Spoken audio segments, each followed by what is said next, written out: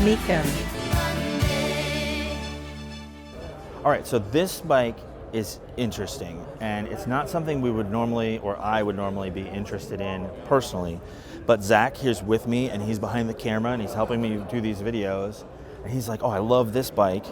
We've seen a couple of them. One of them showed up to the shop, and we were like, oh, this is a pretty interesting one to look at. And he said, oh, I just love it. It's very 80s. It's very like sort of excess. It's 1,000. It has a 1000R blazoned across the side. But we were talking about how, oh, I don't know much about it. I can sort of evaluate it, and I was pointing out like the tires are new, the brakes look like the bike hasn't sat around, they're not rusty.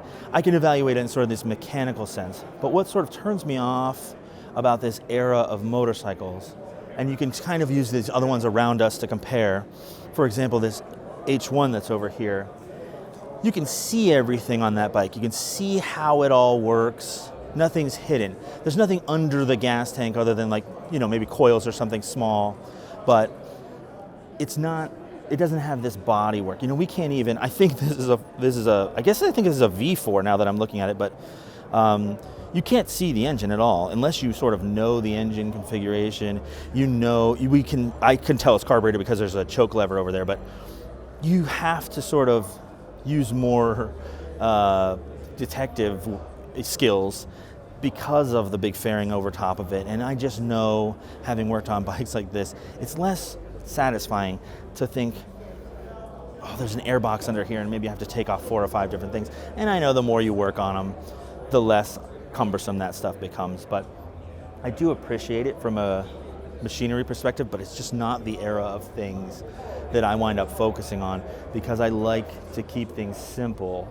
And that's the two modern brands that we have, is Moto Guzzi and Royal Enfield, and that's their thing. That's the thing I would point out the most about them, is that they're simple.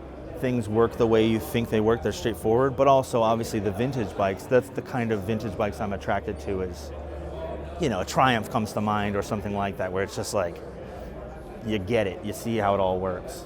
I can't appreciate especially the colors and the sort of pure 80s-ness of this bike, definitely. What else would you check on the bike?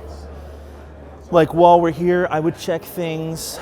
Well, this is hydraulic clutch, so I guess I just look for leaks and make sure the lever actually seems like that would make clutching happen. The brakes, sort of the same way. Does it have resistance? The throttle cable, that feels really good, and you can actually maybe hopefully hear that audible snap. That means to me that this bike, I don't know if like the battery's charged and if the carbs, you know, are kind of gunked up, but they're not so gunked up that cable isn't working. And if you go around and feel some of these bikes, if you're getting serious about buying something like this, you know, so say I was like a consultant and you said, I just love it, I have to have it. We would check all these things, make sure these, you know, none of the stuff in the controls is broken off. It looks like this guy rode this recently, you know, that throttle cable feels like it's pulling slides up from carbs and it's snapping back down appropriately. Things like that. We have a choke cable we could pull here and sort of feel it's a little tight, it's a little stuck. So that's a good kind of catch. Another thing I was talking about is sort of leaks. You and I were looking at this right before the video, but you can always look at the forks and see if they leaked, and you're just sort of getting an idea of the maintenance and stuff that the last guy did. Like I said, new tires is always a good sign, especially on a sportier bike. Tires are very important on a sport bike, so if they look real old and cracky, that's a red flag. But everything on here actually looks really good. And you've done more research than I did, and your guess was around 10,000. To me, that feels a little high, especially for a Wednesday, but I don't know enough to say whether you're right or wrong. And the fun thing about being at Mecum is that we're gonna know. This will sell in an hour. Mecum.